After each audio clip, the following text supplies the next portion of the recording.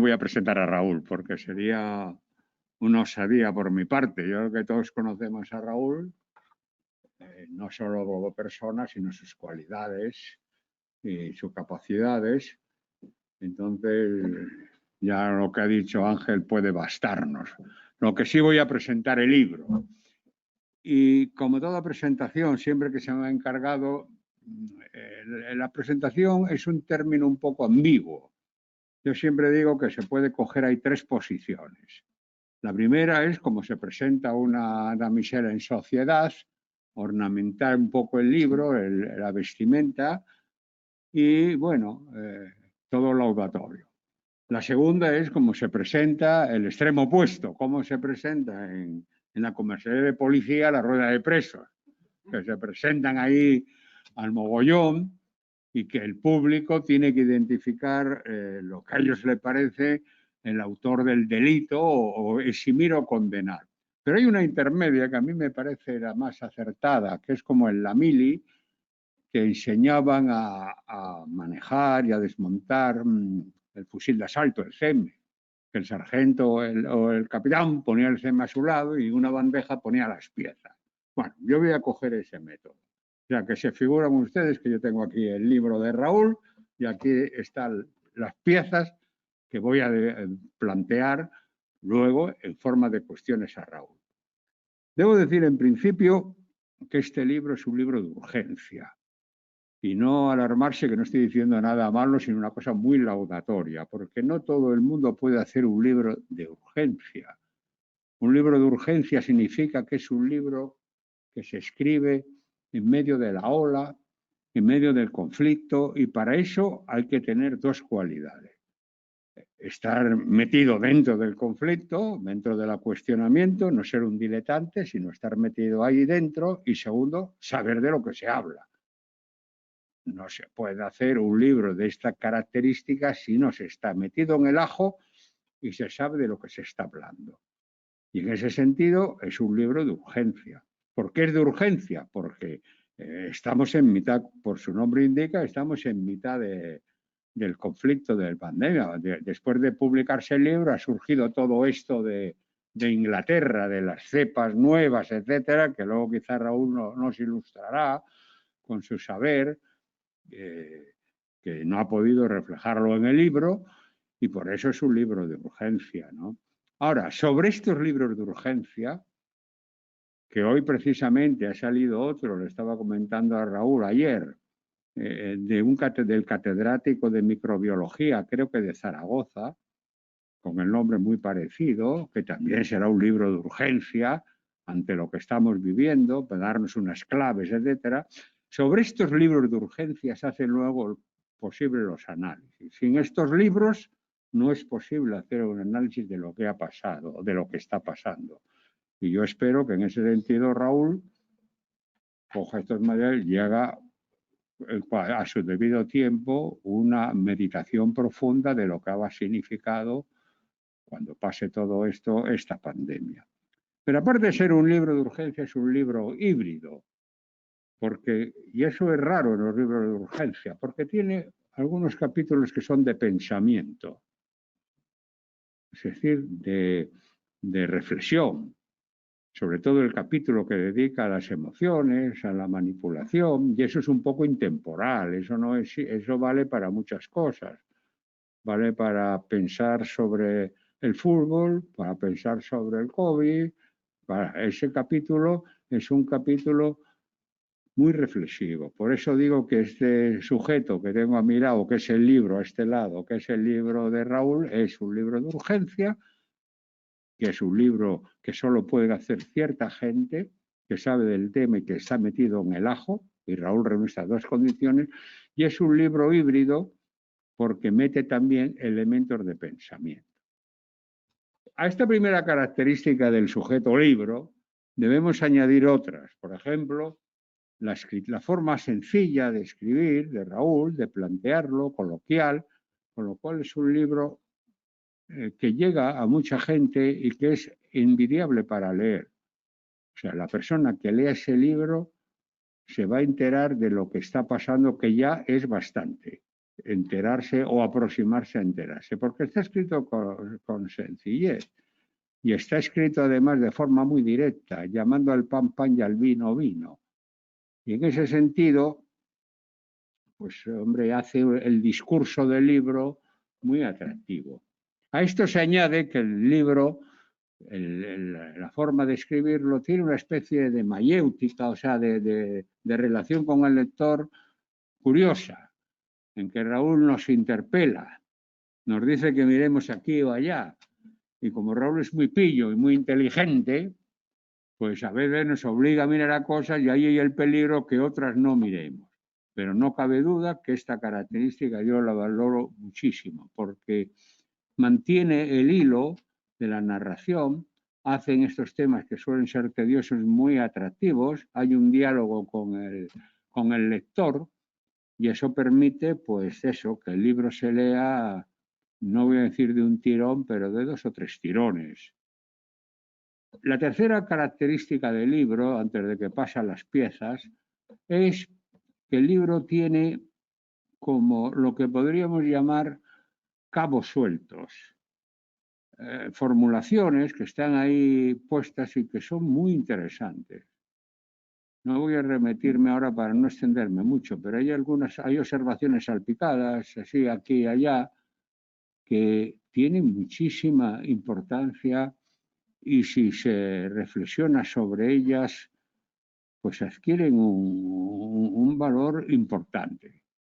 Es decir, que esas 3 características, el sentido de urgencia, el sentido de pensamiento mezclado, el sentido de la forma de la narración sencilla y apelativa al lector y el sentido de dejar caer estas píldoras muy enjuiciosas, ¿no? Con mucha enjundia, que no tira de ellas, Raúl, porque se va, pero que si uno se detiene a pensarlas, le hacen dar vueltas en la cabeza a uno y puede aprender mucho o al menos pensar mucho. Dicho esto del libro, me voy a detener en 3 temas que son las piezas fundamentales del libro en cuestión. La primera es el tema del significado profundo de esta pandemia, lo que da el título al libro, la nueva normalidad. Yo sinceramente creo que ese es un término muy engañoso y no tanto debido a Raúl, que me ha parecido bien porque es un tema que engancha, pero es un término muy equívoco. Yo sinceramente creo, yo hablo más como historiador, que es un tema que yo he cultivado, tendríamos que situar esta pandemia en el conjunto de otras pandemias y de otras catástrofes. Y yo sinceramente creo, primero, hombre, no niego que esta pandemia, luego Raúl le pediría que se exprese, como que él sabe más de estas cosas, pero no creo que esta pandemia vaya a dejar una huella más grande de algunos acontecimientos que yo he vivido en mi vida, que me han dejado más huella que este, que los voy a citar a continuación algunos. Estas pandemias llevan toda la vida. De hecho, las epidemias, el ser humano ha nacido con ellas. Para buscarse un lugar en la naturaleza, pues tiene que luchar con el león, defenderse de la bacteria y de repente con estos bichitos que están entre la vida y la materia, que se llaman virus, y que vienen en oleadas uno detrás de otro, y que luego te dejan algunas enseñanzas, más bien a tipo individual. Por ejemplo, el SIDA dejó una enseñanza a tipo individual, el tipo de sexualidad, pero no crea que nada más. Por ejemplo, pensemos la tifoidea, por ejemplo. Las tifoideas fueron un azote en España tremendo. Vamos a pensar que Alfonso XII murió de una tifoidea yendo a ver la epidemia de Aranjuez, que diezmó a la población casi totalmente.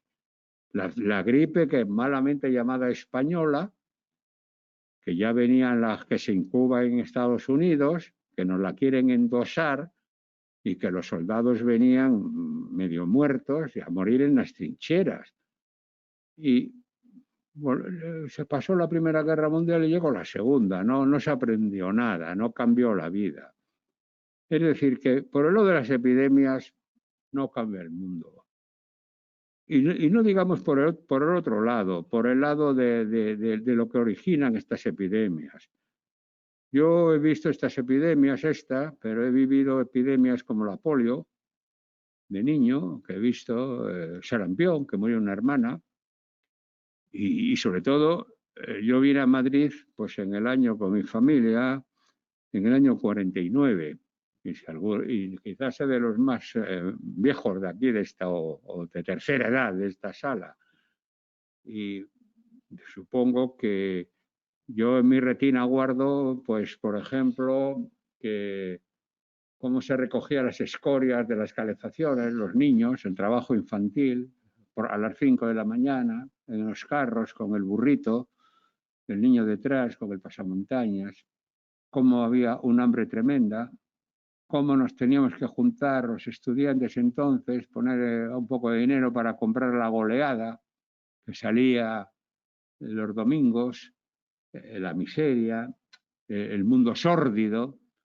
Lo de ahora ha sido una cosa, bueno, puedes morirte, pero también se moría la gente entonces. Pensemos que en la guerra todavía yo ya era de la generación que estaba al borde en el hospital con el profesor Jiménez Díaz, que fue uno de los que descubrió esta enfermedad. Presencié casos de latirismo, que era que se comía solo harina de almortas, gachas, y se originaba unas parálisis tremendas.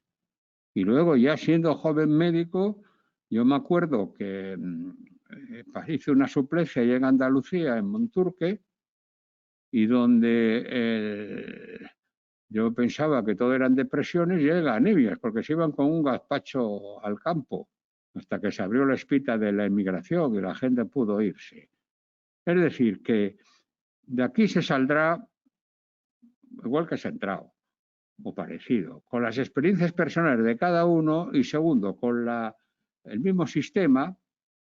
No creo realmente que se cambie, y ahí eso lo explica Raúl, o lo denuncia Raúl en el libro.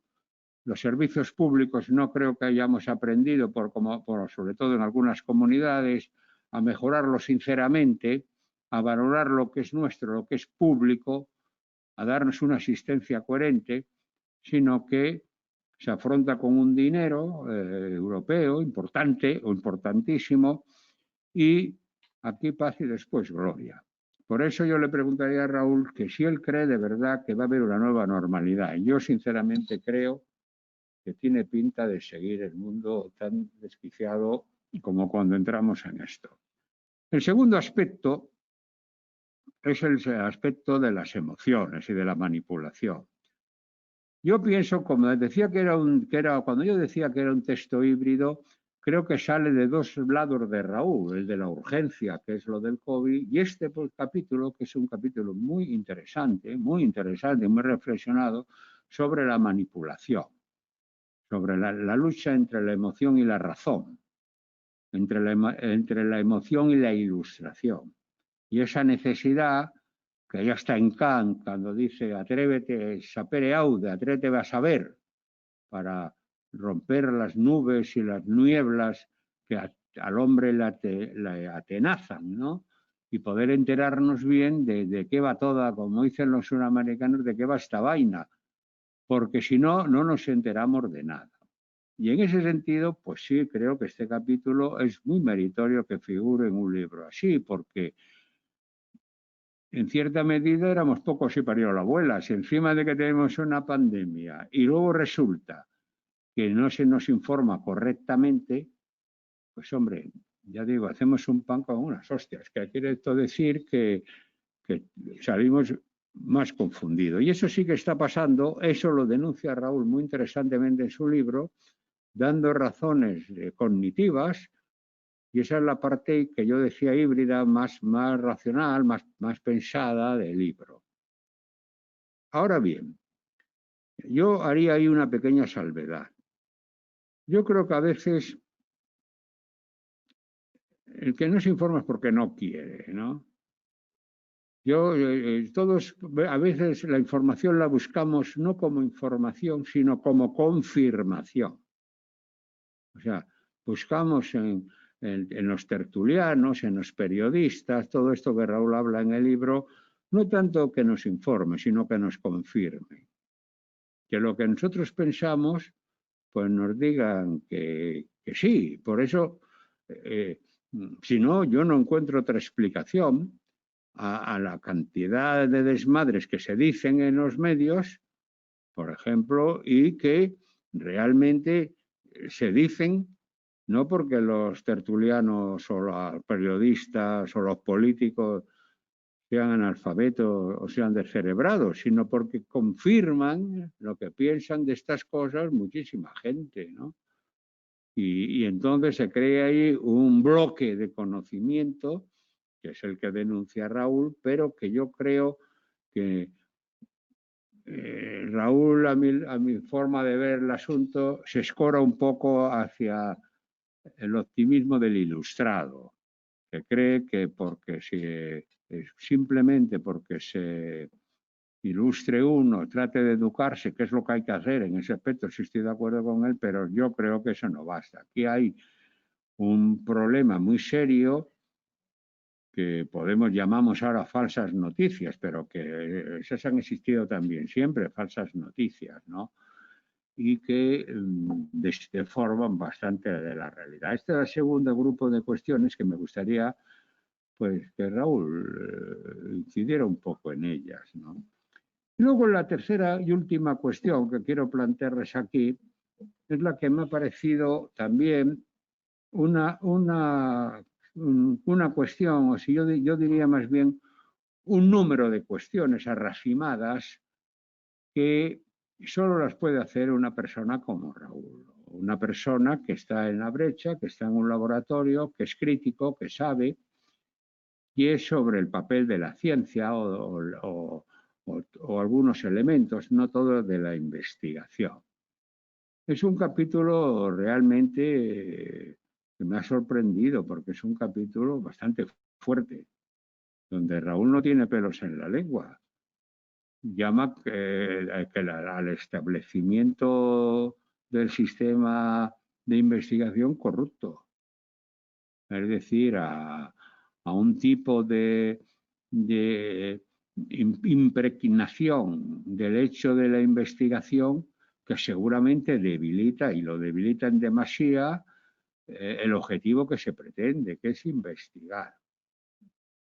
Entonces, este capítulo, pues sí, me ha parecido un capítulo, ya digo, que solo lo puede hacer una persona que está en primera línea, tiene una capacidad investigadora y una capacidad crítica.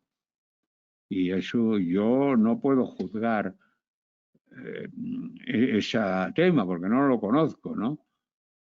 Yo puedo juzgar el tema más bien de la información, incluso hasta de la epidemia, porque cuando acabé la carrera, pues antes de querer ser psiquiatra, quise ser epidemiólogo y tuve una plaza en el antiguo Hospital del Rey de infecciosas, donde se preparaba para enfermedades infecciosas, para epidemiología, y que lamentablemente por azares políticos me expedientaron y tuve que salir por pies. Me fui a Inglaterra y me hice psiquiatra, pero mi vocación primera fue de epidemiólogo, entrar en el Servicio Nacional de Epidemiología, que en España tenía un gran prestigio porque España había tenido las colonias africanas, sobre todo Sidi Ifni y el Sáhara, donde habían numerosas infecciones.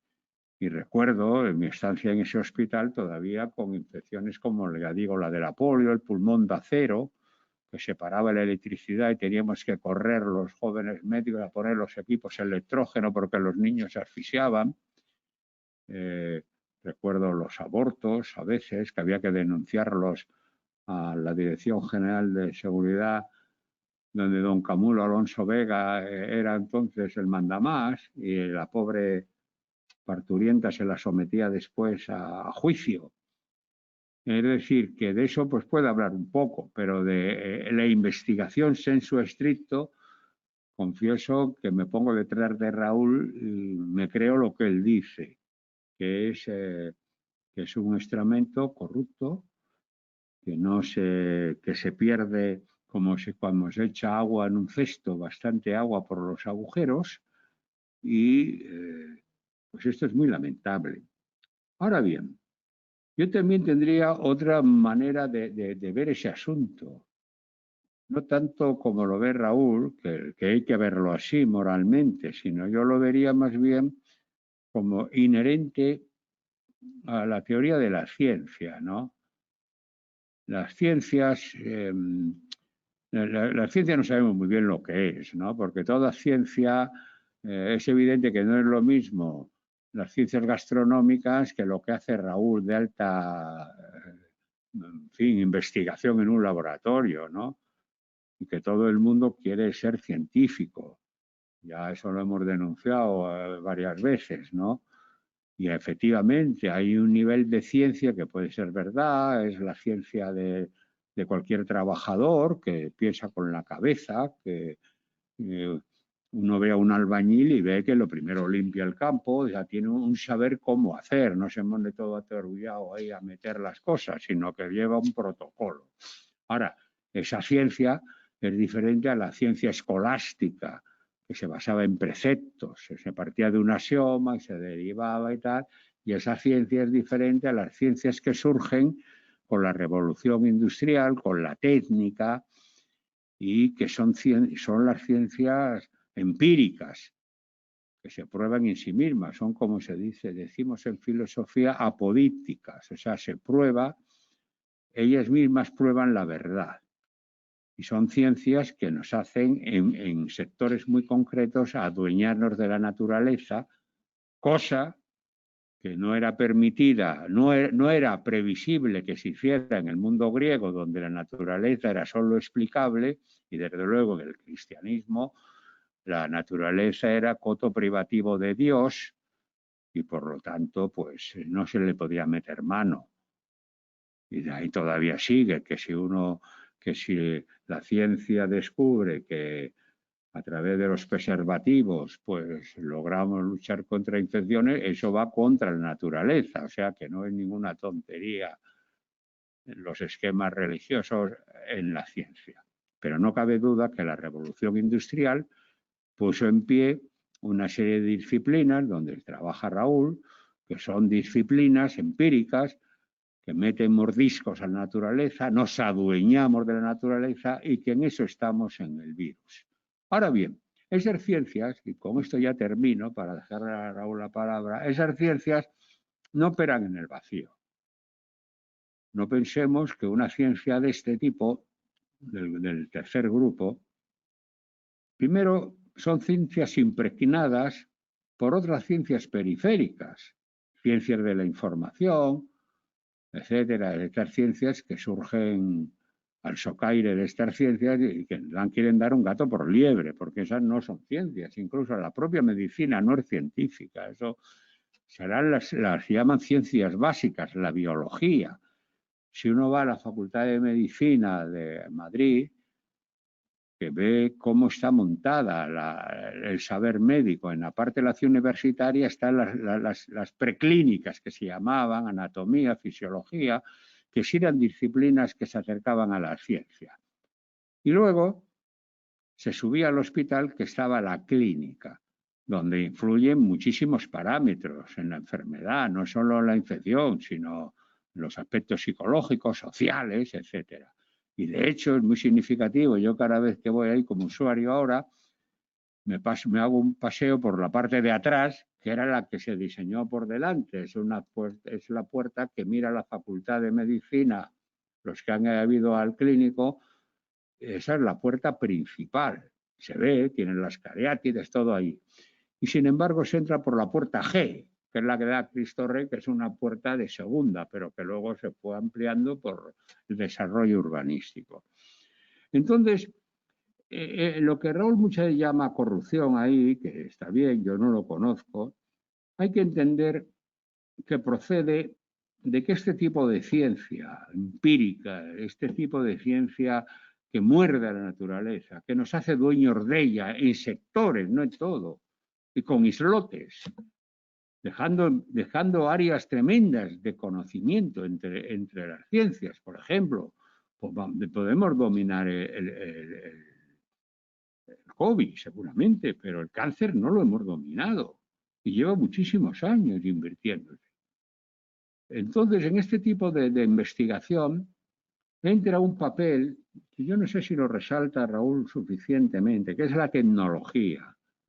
Y la tecnología nos obliga o obliga al científico a bajarse un poco de su peana y bailar con la más fea. Quiere decir que tiene que bailar con la industria, con el capital, con las tecnologías de doble uso, tecnologías que a veces son militares y pensemos en todas las tecnologías, el sonar, la resonancia magnética, todas estas cosas, las imágenes, todo esto pues surge de la tecnología militar. La guerra de las Malvinas fue un avance enorme en la medicina porque permitió que la tecnología y en la investigación, que la tecnología introducir un factor en la tecnología que es parte del discurso de la investigación, que es parte del discurso de la investigación. Y claro, ahí ya no se rige por las leyes de la, podríamos llamar, de la investigación sensu stricto, sino de la comercialización. Quiere esto decir que si te venden un microscopio electrónico, probablemente estés en la misma lógica que si compras un automóvil, que te hacen descuento, te dan comisión. Claro, eso impregna mucho el ideal de cientificidad y el ideal de investigación.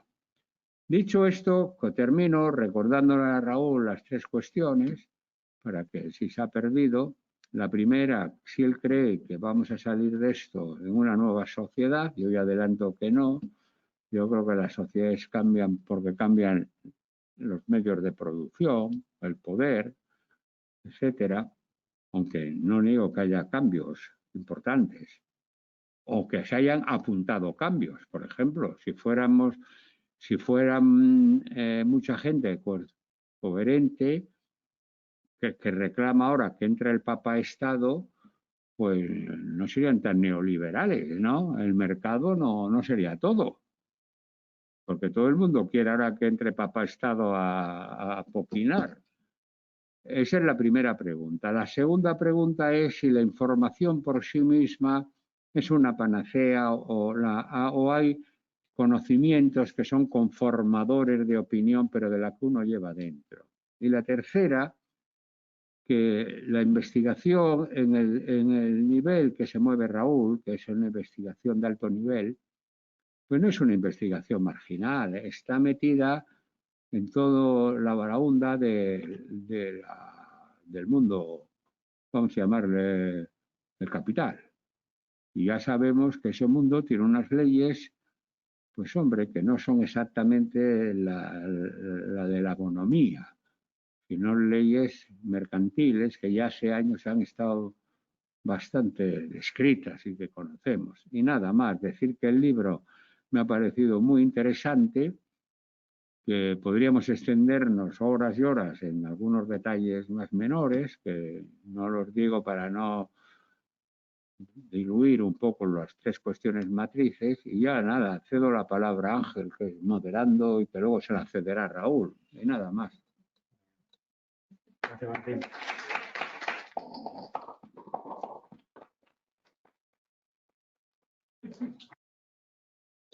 Bueno, en primer lugar, dar las gracias a todos y a todas por estar hoy aquí, que es tarde y con esta situación pues siempre hay miedo, ¿no?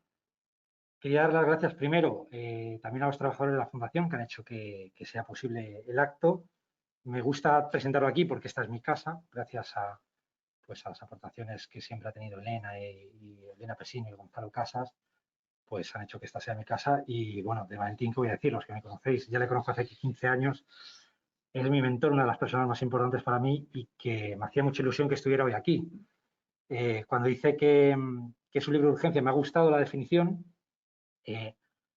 No sé si se denuncia algunas cosas de manera muy clara, pero bueno, habéis escuchado a él, con lo cual, como he aprendido de él y siempre ha denunciado todo de manera muy clara, pues no podía hacerlo de otra forma.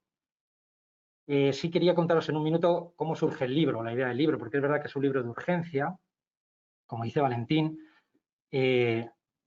Primero surge por las circunstancias en las que nos estamos viendo. La Fundación, como sabéis, pues participa en proyectos de investigación que no estaban relacionados directamente con el SARS-CoV-2, pero en cuanto apareció y bueno, teníamos la secuencia genética y teníamos la posibilidad de presentar proyectos, por responsabilidad creímos que como científicos deberíamos dar una posible solución o intentar dar una solución tanto a los métodos diagnósticos que había en el momento, con el desarrollo de un test, como la posibilidad de desarrollo de una vacuna, que es la que estamos trabajando.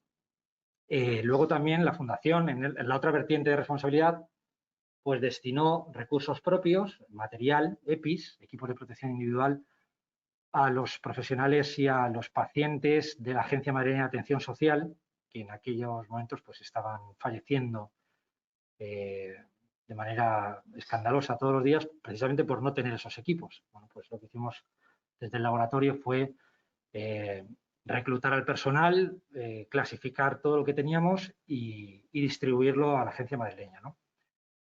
Y luego también pues, tuvimos la oportunidad de ayudar en el traslado de respiradores. Eso sí es verdad, Valentín hacía mención a cómo se ha gestionado la pandemia en función de las comunidades. En la Comunidad de Madrid pues hubo una demanda muy importante de equipos y de personal para poder trasladar e instalar los equipos. Había muchísimo miedo, los médicos no querían entrar a las UCIs, nadie sabía si se podía infectar o no, es decir, que había mucha incertidumbre y desde la Fundación, con ayuda de incluso algún familiar, lo que hicimos fue coger los equipos y trasladarlos de un hospital a otro, ¿no? Para intentar pues, paliar en la medida de lo posible los fallecimientos, ¿no? Surge por eso y surge porque había tanta desinformación que era muy difícil poder dar una respuesta a lo que estaba pasando. En mi familia se contagiaron varias personas, afortunadamente no pasó nada grave, pero sí se notaba un miedo que yo cuando hablaba con Valentín tuvimos conversaciones durante ese periodo porque la pandemia afectaba a la Fundación como no podía ser de otra forma, como ha afectado al resto de entidades del tercer sector o entidades incluso del primer sector.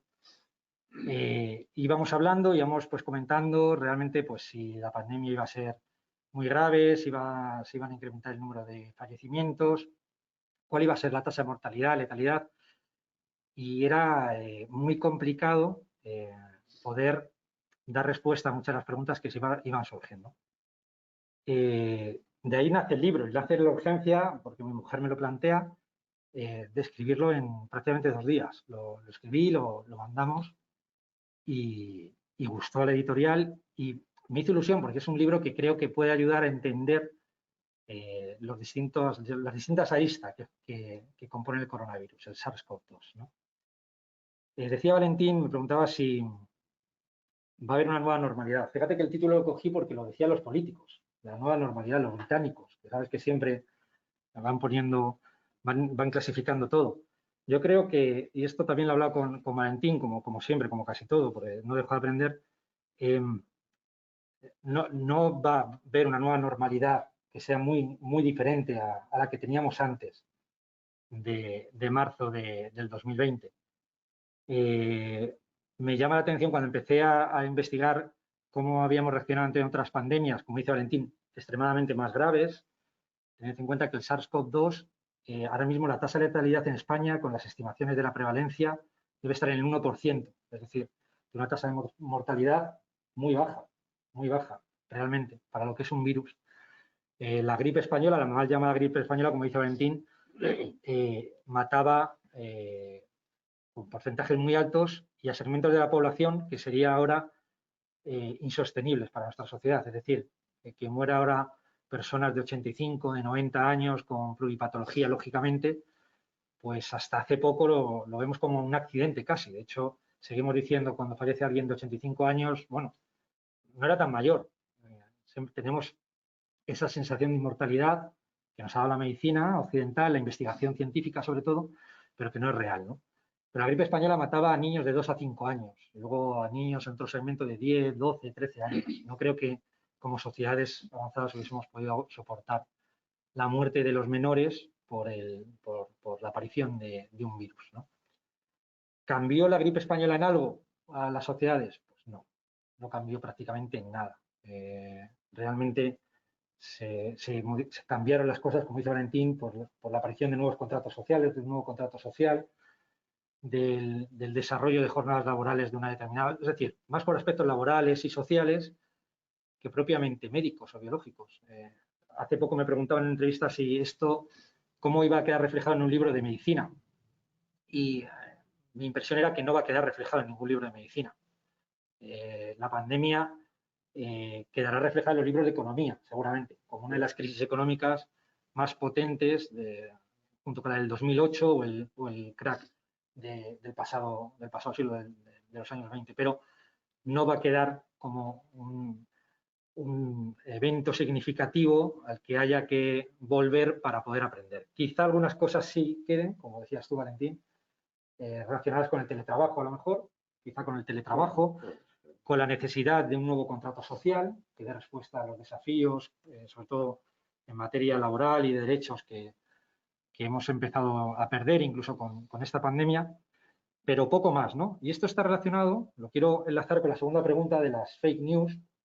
Decía una persona muy especial para todos nosotros, para Valentín, para mí, Alicia Gómez Montano, fue patrona de esta fundación hasta que falleció en enero de este año, que no existían las fake news, no existían las noticias falsas. Me decía que no hay noticias falsas, que si una información no es real, no es algo que sea verdad, es simplemente una mentira, que no se podía considerar una mentira.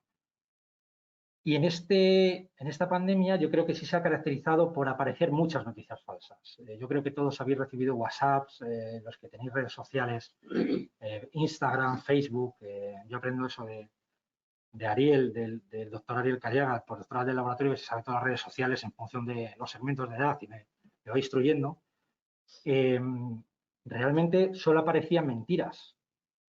Todos conocíamos de repente a jefes de servicio, a virólogos, todo el mundo veía muertos en los pasillos, todo el mundo, es decir, se intentaba, como pasa en política ahora, pues ganar la narrativa.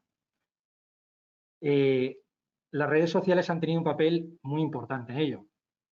Tanto, lo indico en el libro, Facebook como otras redes como Twitter, lo que hacían o lo que se han centrado es en poder ir sacando nodos de noticias falsas que permitiesen la visita de determinadas páginas web, por ejemplo, ¿no? Esas páginas web a su vez financiaban esas noticias falsas, ¿no? Y de eso se alimentaba el periodismo, que es quizá lo que deberíamos denunciar durante esta pandemia. Cuando tú eliminas al intermediario que hay entre el hecho que ha ocurrido y lo que se te comunica, que es el periodista, pues la responsabilidad se diluye. Nadie tiene responsabilidad. Si un periodista te engaña, le puedes señalar y puedes recriminarle o reclamarle que rectifique y que cuente la verdad. Sin embargo, con las redes sociales eso desaparece. Cualquiera puede contar cualquier cosa. Y si es mentira, no tienes responsabilidad, porque tú en realidad no eres periodista. No tienes que verificar las fuentes, no tienes que comprobar que eso que te están diciendo es cierto. Puedes decirlo y eso, lamentablemente, y se han hecho muchos estudios, estas mentiras, como decía Alicia Gómez Montano, llegan al público mucho más rápido que las verdades. Es decir, que cuando uno quiere sacar una noticia verdadera, llega de manera lenta e incluso no interesa. Sin embargo, las noticias falsas o las mentiras llegan muy rápido, ¿no? Y ahí, por ejemplo, pasaba cuando llegábamos a los hospitales y llegábamos a la zona de urgencia con los respiradores y la gente que venía, me acompañaba y que íbamos con los respiradores para poder llevarlos al hospital, se sorprendían de que lo que estaban viendo en la realidad no era lo que estaban viendo a través de la televisión, por ejemplo. Y entre otras cosas era porque en muchos casos se ponían imágenes de otros años, de pandemias, no pandemia, de épocas de gripe alta o de otros países incluso, ¿no? Se denunció creo que fue Telecinco, si no recuerdo mal, y seguramente no me equivoque, porque si es Telecinco, seguramente todo sea mentira, que decía que puso imágenes que era de China, que eran de ciudades chinas, en las que, claro, como iban completamente tapados, pues no se sabía, ¿no? Y hablaban de que eran ciudades españolas. Este tipo de actuaciones lo único que hacen es que generar desconfianza e incertidumbre en la población. Y al final se van consumiendo esas noticias y cada vez se consumen más, ¿no? Facebook lo denunció, Zuckerberg, su presidente, salió y dijo que iban a intentar poner remedio. Twitter hizo lo mismo y la realidad es que a día de hoy siguen activas esas mismas páginas web de Facebook y de Twitter en las que se va mintiendo constantemente sobre los datos de la propia pandemia. Esto hace que te encuentres en foros, y es interesante que te encuentres en foros en los que un presentador de televisión tiene, digamos, más peso sus opiniones que las de reputados virólogos o médicos de hospitales que se han enfrentado a la pandemia, ¿no? Y que incluso determinen qué pruebas hay que hacerse, cómo hay que hacerse, etcétera, ¿no? Lo quiero hilar con la tercera parte que decías, Valentín, de la ciencia. Al final, uno tiene que ser responsable. Hace poco me preguntaban también mi opinión sobre el comentario del doctor Cavadas cuando decía lo mal que lo estaba haciendo todo el mundo. Realmente habría que preguntarse qué hemos hecho cada uno y por eso interpelaba en el libro al lector sobre qué hemos estado haciendo cada uno de nosotros con cada uno de los capítulos, de los temas en los que he ido tratando, ¿no? No sé qué ha hecho el doctor Cavadas con relación al virus, seguramente nada, pero consejos damos todos. Entonces, me llamaba la atención, ¿no? Cuando escuchábamos a todos los científicos hablar sobre lo malo o lo poco que sabía, por ejemplo, tanto el ministro, en este caso, que han dirigido los equipos de control de la pandemia, como los responsables científicos que decían que no sabían absolutamente nada y, sin embargo, no daban el paso adelante, ¿no? Cuando salieron las ayudas del Carlos III, del gobierno de la nación, que sacó en un principio 50 millones de euros para que todos los investigadores pudiéramos presentar propuestas y para que los que no estéis en este mundo, cuando tú presentas un proyecto pueden tardar meses en decirte que sí o que no, incluso un año, pues esto era inmediato prácticamente, te lo decían a las pocas semanas, con lo cual se agilizó mucho esa burocracia que suele lastrar a la investigación científica. Pues de 70 y tantos mil científicos que estamos pensados como científicos, como jefes de grupo prácticamente, con algún postdoctoral, se presentaron 1.300 solicitudes de proyectos. Eso es un dato que está, ese error en el libro, de hecho pone 400 y pico y no son 3.000 y pico científicos los que participaron. Que es insignificante, ¿no? Es decir, yo quería hacer siempre una analogía con el ejército, por eso hablo de la corrupción y la mediocridad, ¿no? Si tú, mañana si entramos en guerra y tenemos un ejército de 78.000 hombres y mujeres y solo 3.000 dicen que pueden ir a luchar porque el resto, mira, yo es que me entrené en la sierra pero no en el desierto, yo me entrené con este arma pero no con el otro, pues no tiene ningún sentido. Tendríamos ahí un problema muy significativo. Y ese es el problema que trato de denunciar, que no es nuevo, gracias a que esta fundación te da la libertad para pensar y para publicar y para hacer. Es cierto que no todo el mundo tiene esta oportunidad, es así, de poder investigar lo que quiere, cómo quiere y de poder denunciar y escribir lo que quiere y cómo quiere. La fundación, en este caso Canis Mayori, siempre pues ha sido un ejemplo de libertad de pensamiento y de acción. Llevamos muchos años desde el laboratorio en los que vamos denunciando cuál es la actitud y cuáles son los comportamientos que se van realizando en los distintos ámbitos académicos y científicos.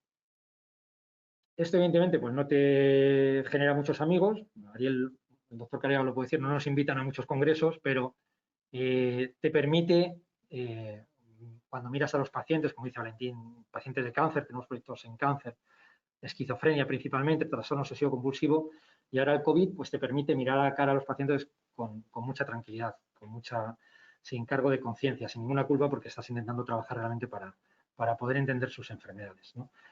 En ciencia, la ciencia española ha fracasado en esta pandemia, es algo que es evidente, no por el hecho de que no hayamos sacado una vacuna o porque antes que Pfizer o AstraZeneca, yo creo que eso es lo de menos, sino porque no hemos sido capaces de presentar alternativas, no hemos sido capaces de movilizarnos, ¿no? Y eso es uno de las críticas que sí tenemos que realizar a la gestión en este caso la hago personal, del gobierno de la pandemia cuando confinó a sus científicos.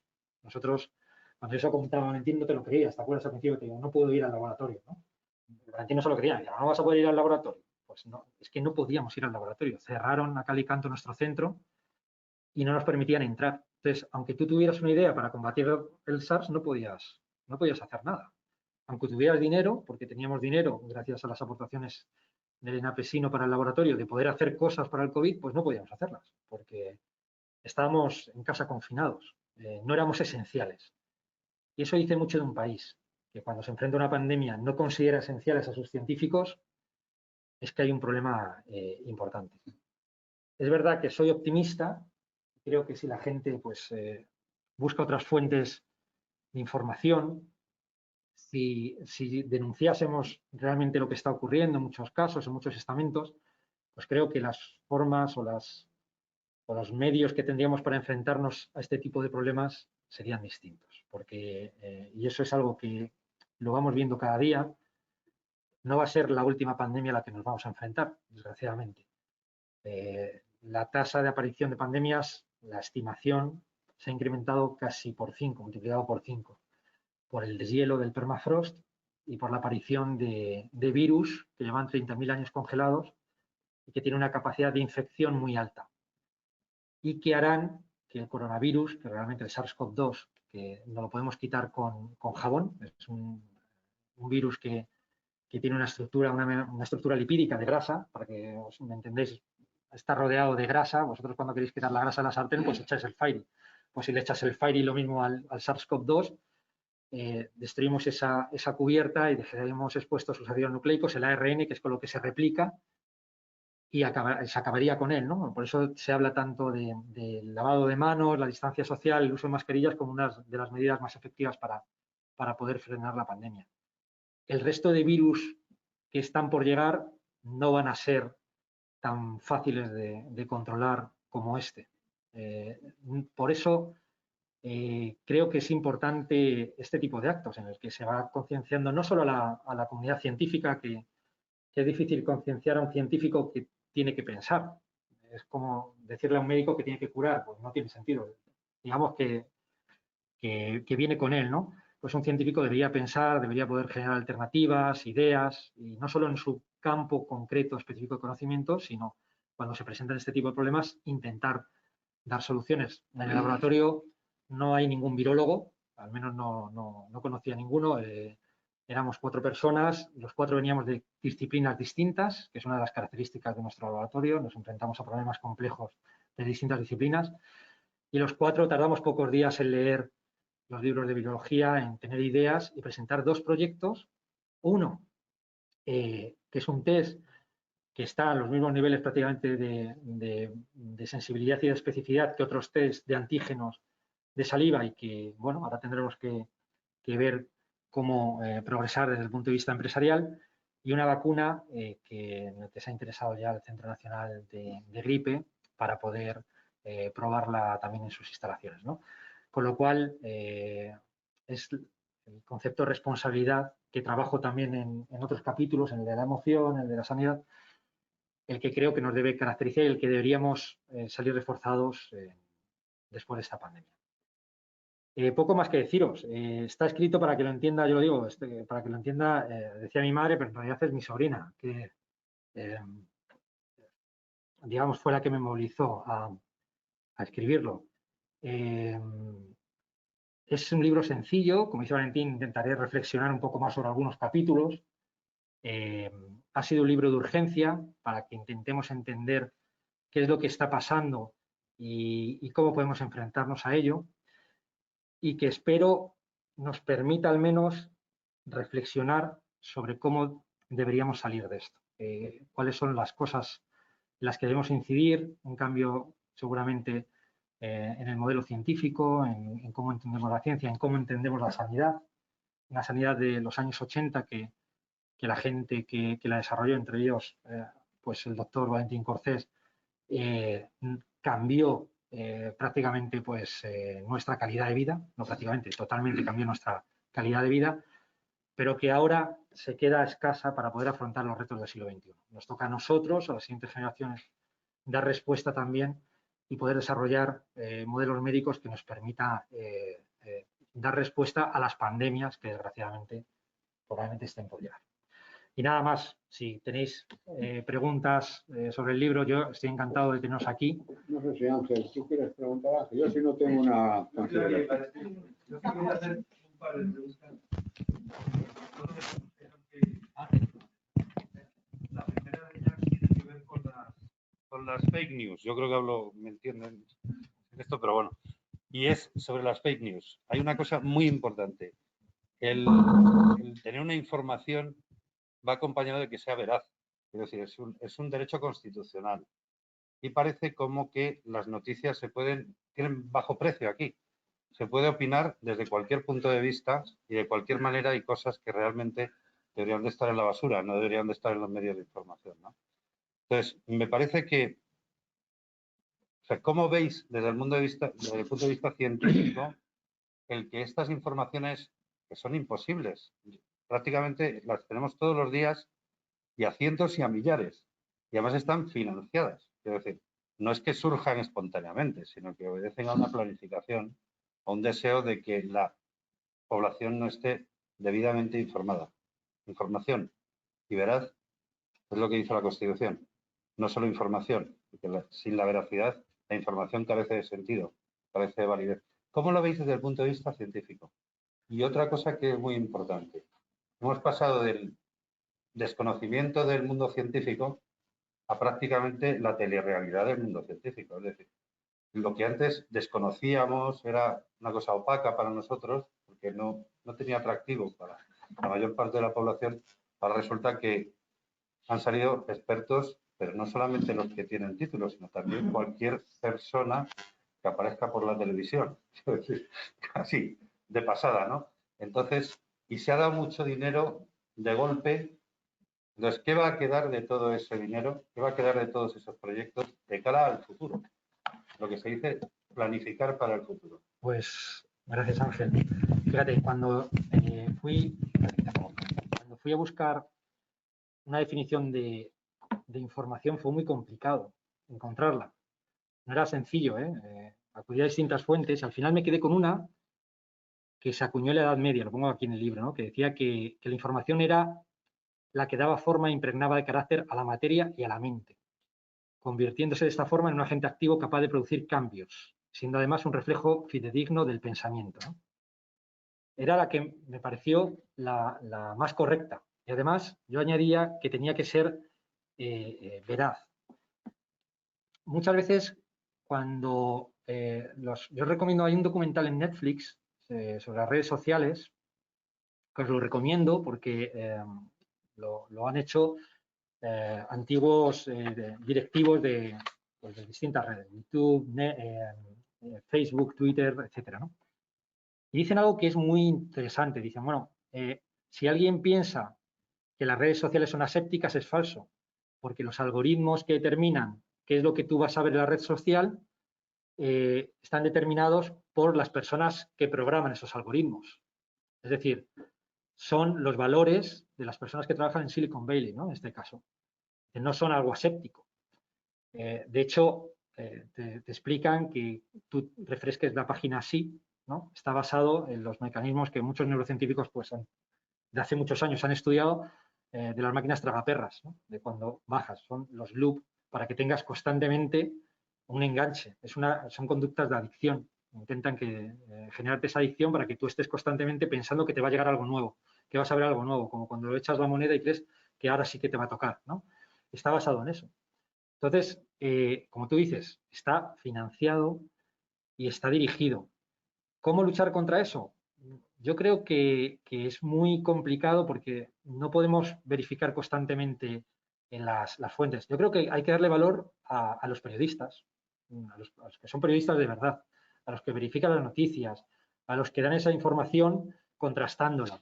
Evidentemente siempre tiene una pequeña carga de una connotación también ideológica, seguramente, de sus propios valores, pero no tiene nada que ver a la información que nos va llegando por las redes sociales y que todo el mundo además da como válida, porque algo que llama mucho la atención es que la gente, cuando yo le preguntaba, bueno, pero ¿de dónde sacas este dato? ¿No? Ahora con el síndrome y las vacunas y tal, y me dicen, hombre, de Facebook, como si fuera algo real, ¿no?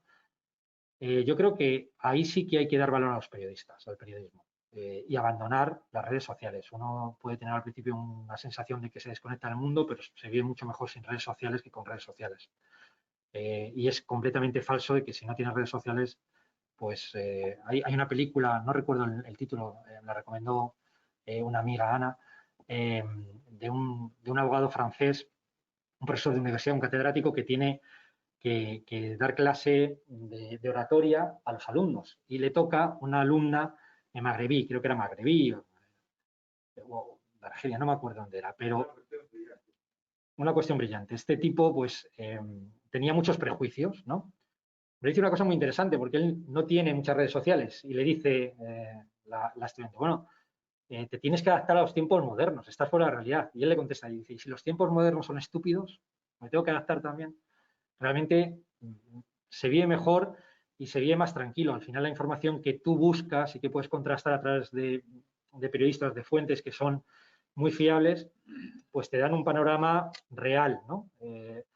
Claro, uno a veces prefiere escuchar a Pablo Motos o a Facebook que a Fernando Simón. Pero es que Fernando Simón es un epidemiólogo de lo mejor que hay en el mundo, por ejemplo. Entonces, pues te puede gustar más o menos, pero sabe más que Pablo Motos. Seguramente, igual que de comunicación, sabrá mucho más Pablo Motos que Fernando Simón, ¿no? Es decir, que hay cosas que son incuestionables, pero que incluso nos llegamos a... En este país siempre pasa lo mismo, ¿no? En relación a lo que decías de la ciencia, bueno, yo todavía te recuerdo, Ángel, una vez que nos tenía que ir a dar una conferencia a Santander, nos invitaron a una fundación, la Fundación Botín, si no recuerdo mal, y Ángel le pedí a Ángel que me sustituyese, porque yo no podía ir porque tenía otro acto, creo que nos daban un premio de algo y tenía que ir a ese acto. Y Ángel, cuando vio la presentación, estaba medio escandalizado, porque claro, denunciábamos lo que estaba pasando en ciencia. No lo hemos denunciado nosotros. Hay un artículo en una de las revistas más importantes de ciencia, en Nature, en el 2016, denunció que el 76% de los artículos científicos eran falsos. Y lo vieron trabajando en cáncer. Cogieron los 50 mejores artículos de cáncer, los que habían, en teoría, supuesto un mayor avance, intentaron replicarlos, es decir, se lo dieron a otros científicos para hacerlo y no salía nada de lo que decían los científicos. Cuando se preguntó a los que habían publicado en esas revistas, Science, Nature, por qué no salía, pues decían, bueno, quizá el aire acondicionado de mi laboratorio, quizá mis postdoctorales es que son muy buenos con las pipetas y tal, y los que han replicado no. Entonces dijeron, bueno, pues os damos dinero para que lo volváis a hacer. Y no salía. Entonces ya reconocieron que era fraude, que un 76% de los artículos eran falsos, que se publicaban para, como dice Valentín, hay un negocio de la ciencia muy lucrativo en el que tú tienes que publicar, haces una investigación, la financia, por ejemplo, en nuestro caso, la financia la fundación, y si la quiero mandar a publicar, tengo que pagar a la revista para que la publique. Es decir, la revista la evalúa gratuitamente, porque se lo da a los dos científicos, que no cobran nada por eso, y los dos científicos, imaginas que dicen, vale, no puedes publicar aquí. Bueno, pues la revista me puede pedir 4.000, 5.000 euros por publicar ese artículo, con lo cual la revista solo genera ingresos. Y así cualquier tipo de reactivo, etcétera, ¿no? Lo que ocurre es que no todo el mundo lo denuncia. Nosotros lo hicimos en Santander y nadie se escandalizó. La gente sabía que era así. Cuando nosotros, por ejemplo, os cuento una anécdota para que entendáis este mundo, cuando dice Valentín lo de la corrupción, que es verdad, ¿no? Ahí lo ve desde ese punto de vista que también me parece muy interesante y además que comparto. Hace no mucho nosotros tenemos un proyecto en el que amplificamos el ADN desde prácticamente una única célula para estudiar cómo el ambiente influye en los genes, ¿no? Para intentar entender la enfermedad mental. Pues compramos un kit de una gran corporación que te permitía amplificar el ADN desde esa célula. Bueno, pues ese kit ya venía contaminado de ADN. Cuando lo denunciamos, nos dijeron, bueno, mandamos otro. Mandar otro también estaba contaminado. Ariel, el doctor Carea, ya casi enloquece intentando encontrar lo que estaba pasando. Y al final nos dijeron, bueno, pero eso es porque estáis trabajando con una única célula. Ese es el problema. Dijimos, ya, pero es que el kit es para una única célula. Y dijeron, pues esto es lo que hay. Todos los artículos que se habían publicado con ese kit siguieron ahí. Evidentemente son artículos falsos porque viene con el ADN de vete tú a saber qué, de algún técnico, no sabemos exactamente de qué, pero bien contaminado, no sirve para lo que dice que sirve. Con lo cual tuvimos que replantearnos todo, empezar de cero, volvemos a pegar, que también es lo bonito de nuestro trabajo, ¿no? Enfrentarnos a cuestiones muy complejas, ¿no? Por eso. Pero, mira, perdona, por ejemplo, es que claro, Por eso decía yo que el libro de Raúl tiene planteamientos a veces esparcidos aquí y allá que sería una reflexión profundísima. Por ejemplo, ¿cómo se puede explicar que España no tuviera un material sanitario tan básico, o sea, que no es tecnología de doble uso, de esas que yo hablaba, sino mascarillas, respiradores? Cuando en España había una industria, importante de este tipo de material. ¿Por qué se desmantela eso? ¿Por qué se construye un hospital absurdo para pandemia? ¿Por qué? ¿Qué significa los cálculos de las vacunas? Se empezó a pensar que las empresas farmacológicas ganarían unos 3.000, 8.000 millones de euros. Ya se calcula que van por 36.000. Comprenderéis que eso se mete en otra lógica. Te deglute esa lógica. Claro, eso va a cambiar. O sea, va a cambiar la lógica del ladrillo. Pues yo creo que no, porque enseguida ha fagocitado el ladrillo con personas que de alguna forma tienen esa clarividencia de que se dan cuenta de que esto, porque esto tampoco debemos olvidar, que esto es una sorpresa porque el mundo se ha puesto así, pero no todo el mundo se ha puesto así. En la economía mayor del mundo, Trump o Bolsonaro, hasta cierto punto en Inglaterra, hasta que hizo un giro ahí, esto se asumía con la frialdad de que también es lógica, que hay una contingencia de la muerte.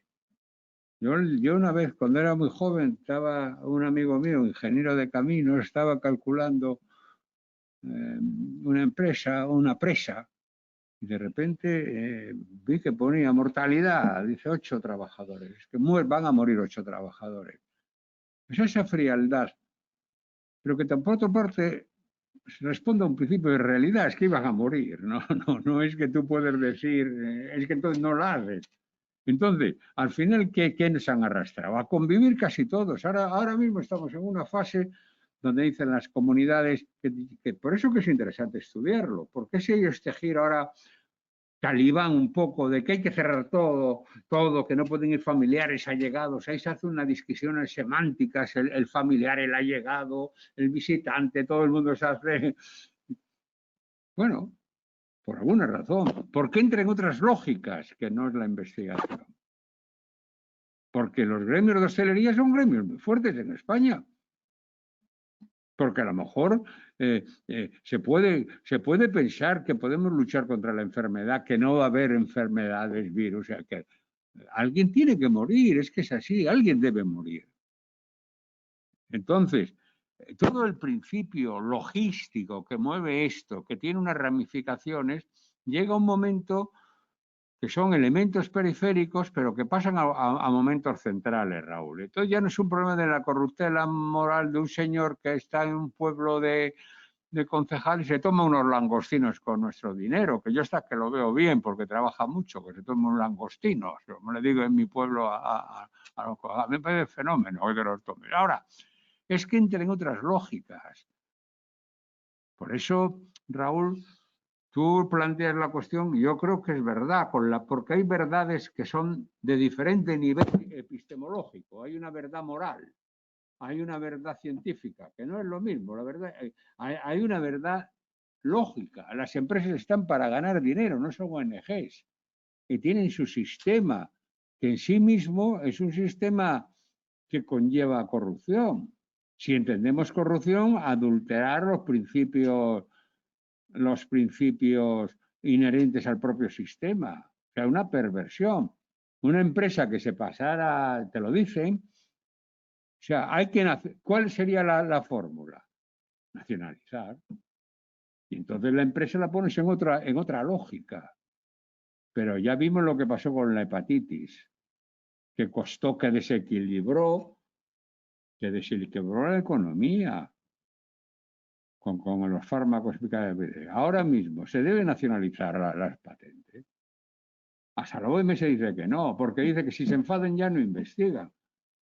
Es que estamos entonces dirigidos por una lógica neoliberal del mercado. Y esa es la que es falsa, porque al mismo tiempo que te dicen, por eso, ¿dónde debemos mirar, Raúl? Para que no te den gato por liebre, porque no es la verdad eso de que gato negro o gato blanco, lo mismo, Felipe, eso no es verdad, eso fue una chorrada. No todos los gatos son iguales. Es decir, aquí de repente ha habido un giro que se crean los artes, que un señor tiene, ahora todo, un artista dice, oye, que a mí que me pague también el Estado. Yo te pago, digo, a mí me parece fenomenal. Pero entonces, reconozcamos que el sistema liberal no puede funcionar y que pervierte, porque ya en todo el mundo quiere chupar de la ubre. ¿Cómo no va a tener? Es como cuando decía aquella político que dice, no, yo solo tengo en el banco 400 o 500 euros. Y decía otro político muy simpático, Revilla, y dice, oye, pues no hay que votar a esa. Porque una persona que solo tiene 400 euros en el banco y que está ganando como político a lo mejor 3.000 o 4.000 o más al mes, o despilfarra o algo pasa ahí raro. ¿Entiendes? O sea que la lógica de los sistemas es lo que cambiaría. O sea, tú no puedes poner... ¿Y por qué se pone una tasa a los alquileres y no se pone una tasa a la ganancia de las compañías farmacológicas? Te preguntas, de verdad, las preguntas serias. Además, bueno, ¿qué vas a hacer? Las residencias de ancianos, pero si son de multinacionales, si son de fondos buitre.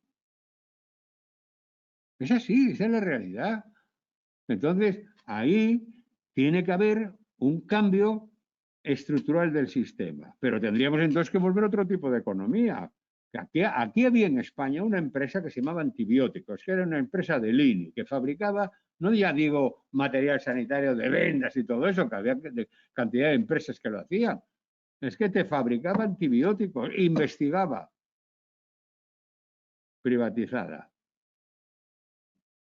¿Y si no, que eres antiguo o te enfadas? Pues no.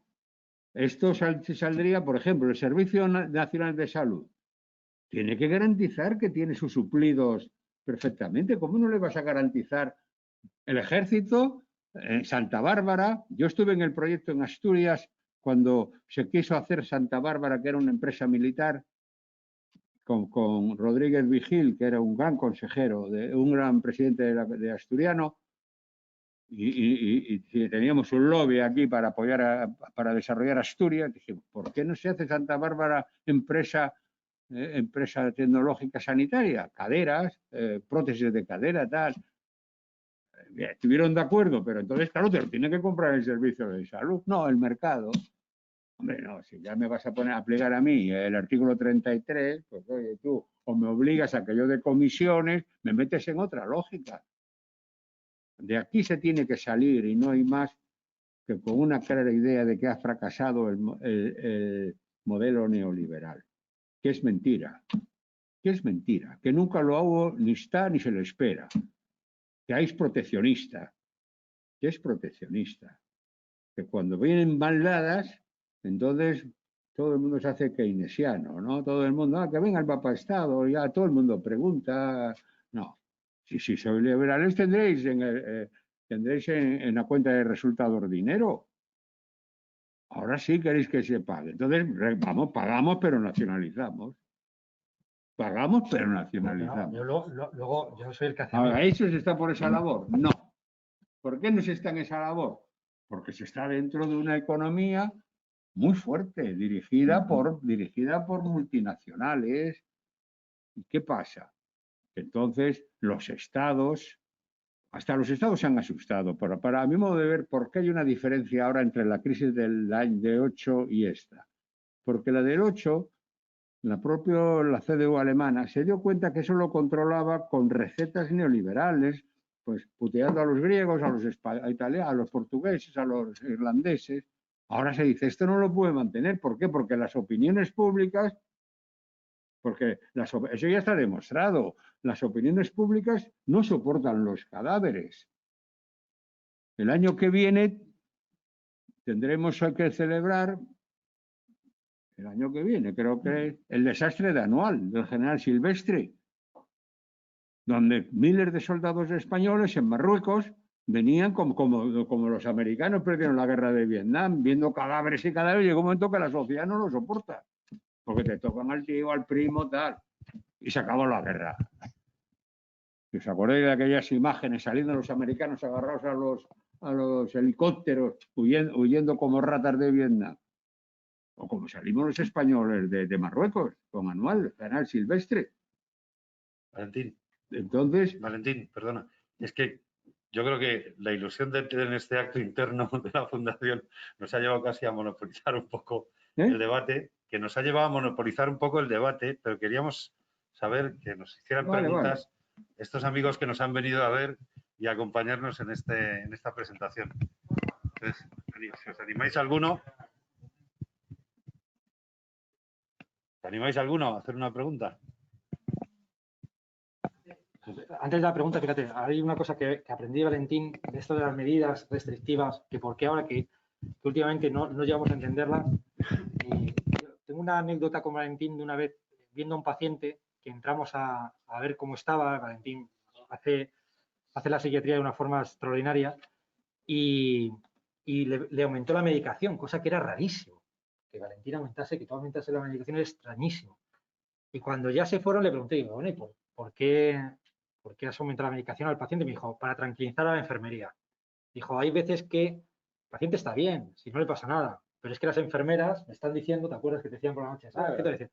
Para tranquilizar a la enfermería, ¿no? Para tranquilizar al de enfrente un poco. Yo creo que esto de las medidas ahora es muy parecido. Estas medidas restrictivas a veces las presentan para tranquilizar al de enfrente. Porque ¿por qué manda Caifás a Cristo a los romanos? Dice, oye, yo a este hombre, dice Caifás, y perdona que me morí, dice, yo a este hombre no le veo nada raro. No le veo nada raro, dice a Caifás, dice a Cristo, dice, no le veo nada raro, pero joder, estén aquí los romanos, a Pilatos, y se acabó la broma. Eso es. El principio Caifás. Es lo que quizá estamos viendo ahora, que son medidas que es para tranquilizarnos a los demás. La efectividad, pues seguramente hasta que llegue enero o febrero no veremos cuál es esa efectividad, pero es sobre todo para intentar tranquilizarnos. Si hay una pregunta ahí.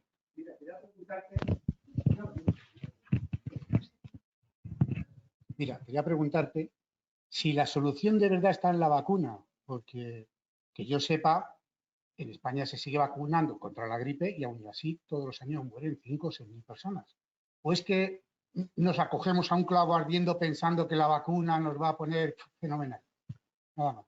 Gracias. No, la vacuna en principio, esa efectividad, cuando dicen que tiene una efectividad alrededor del 85, el 90%, esos son comunicados de prensa de las propias farmacéuticas que lo que hacen es que suban en bolsa. Creo que fue Pfizer precisamente que luego su CEO vendió acciones. Realmente la agencia norteamericana de la FDA y la Agencia Europea del Medicamento son los que establecerán cuál es la efectividad de la vacuna. Ninguna vacuna te va a llegar al 100%, pero sí es verdad que si llega un 70 o un 80%, eso quiere decir que de 100 personas, 70 u 80 van a estar inmunizadas frente al SARS-CoV-2, no van a desarrollar la enfermedad. Eso se persigue para intentar buscar una inmunidad de rebaño, una inmunidad de grupo, que al final el virus esté circulando entre las personas, pero primero, no colapse los servicios sanitarios, porque el verdadero problema del SARS-CoV-2 no ha sido, y lo veremos con el paso, yo creo que cuando Simón decía que todavía era pronto para analizar los datos, que es un principio básico de epidemiología, tiene que pasar un tiempo para poder analizar lo que ha ocurrido, si no, tú en caliente no puedes analizar nada, te van llegando datos y el análisis es muy, muy superficial. Veremos que la tasa de mortalidad del virus es baja. Esto no quiere decir que sea un drama cualquier muerte provocada por el virus, por supuesto, y más cuando ha tocado a algún familiar o a alguien cercano a los que queremos. Pero sí que es cierto que ha saturado los servicios sanitarios.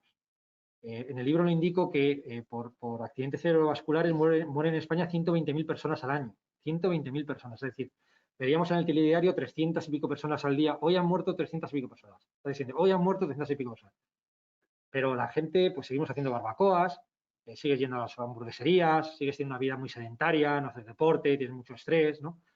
Es decir, la idea con la vacuna es que esto esté presente porque, como dicen los epidemiólogos que han trabajado en otras pandemias, o epidemias, sobre todo en África, los virus que llegan de este tipo están para quedarse y seguramente cada año fallezcan un número X de personas, ¿no?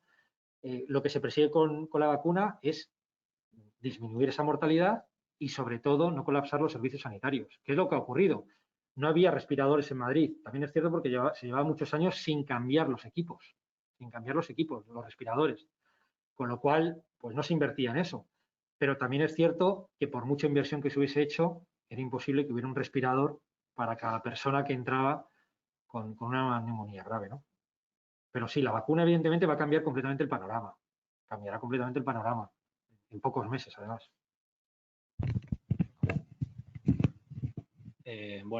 Quiero agradecerte por la presentación. Gracias. Yo sí que quiero hacerte una pregunta.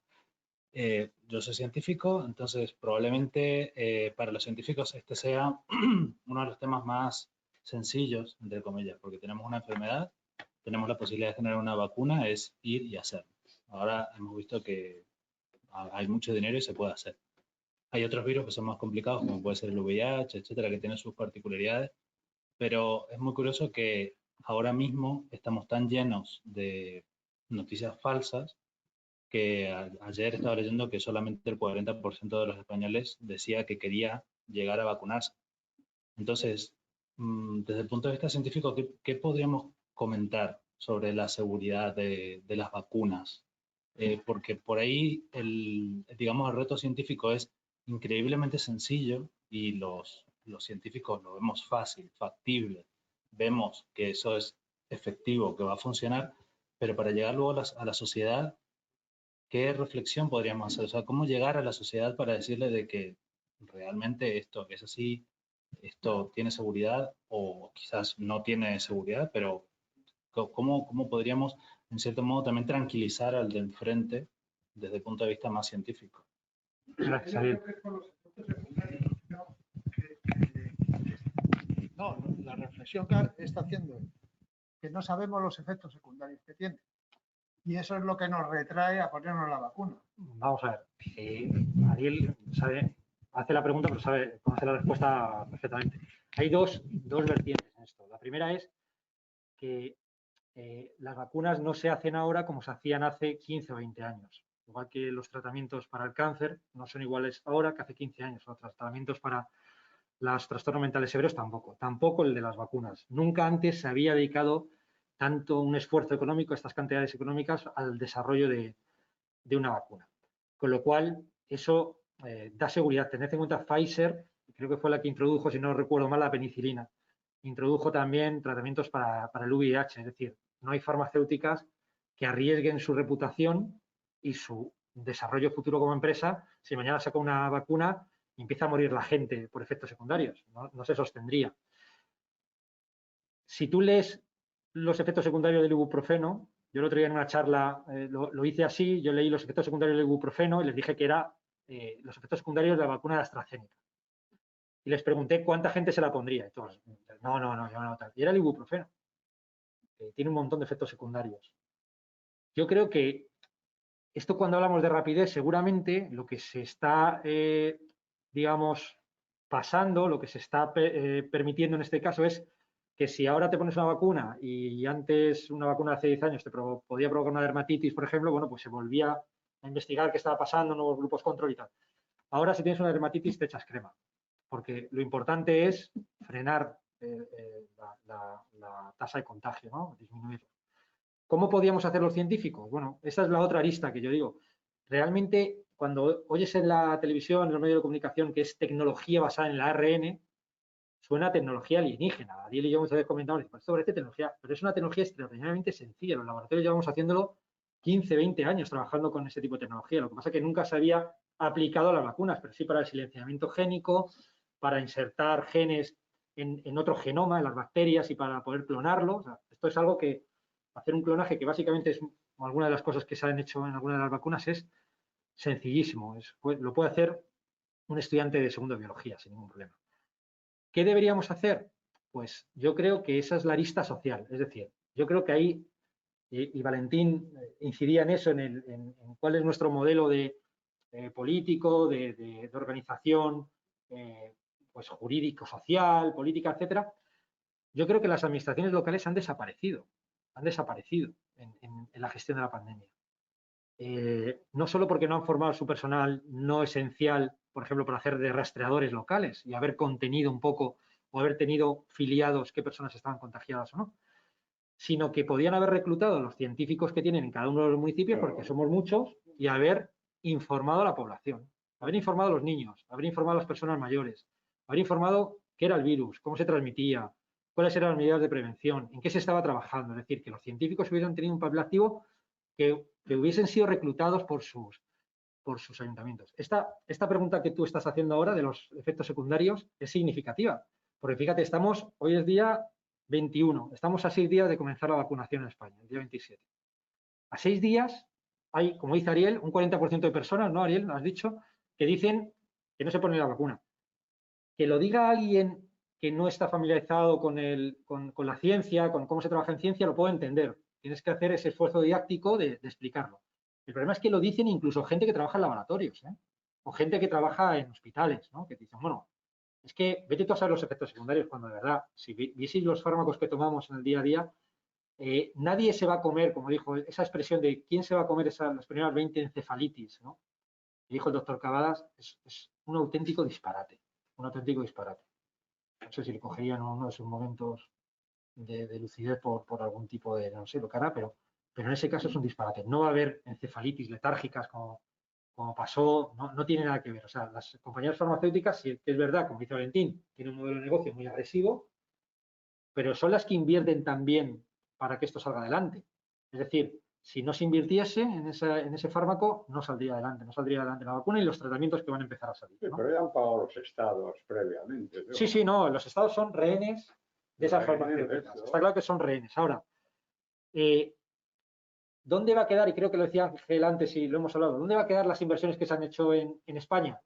Pues fijaos, había cosas que eran inexplicables.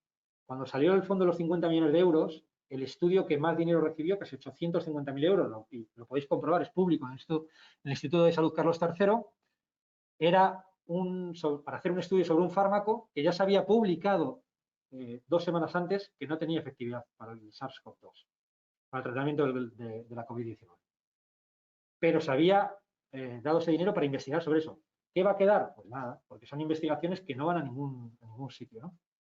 Yo creo que en eso hay que ser responsable. Es verdad que quizá deberíamos hacer una labor más didáctica los científicos. Este libro es un ejemplo de ello. Es intentar explicar a la gente que no son científicos en qué consiste esto, qué es lo que está pasando en las distintas aristas del SARS, ¿no? Y con respecto a la vacuna, la recomendación, evidentemente, es que todos debemos vacunarnos. Yo el primero, en cuanto me llamen, iré el primero a vacunarme. Igual que no os planteáis qué pasa con la gripe, con la vacuna de la gripe, la cepa puede cambiar cada año y se desarrolla una nueva vacuna y nadie se lo plantea. Yo creo que esto es producto de las mentiras, de las redes sociales, de yo conozco a uno que dice que le ha pasado, tal. Yo creo que hay que confiar en el trabajo bien hecho, dejar trabajar a la gente y luego evaluar, ¿no? En este caso, las farmacéuticas tienen una responsabilidad muy alta. Nadie que tiene un negocio como Pfizer, Moderna no la conozco bien, pero Pfizer, AstraZeneca, que un buen amigo de Valentín ha estado de director general de AstraZeneca para Europa y América Latina durante muchos años.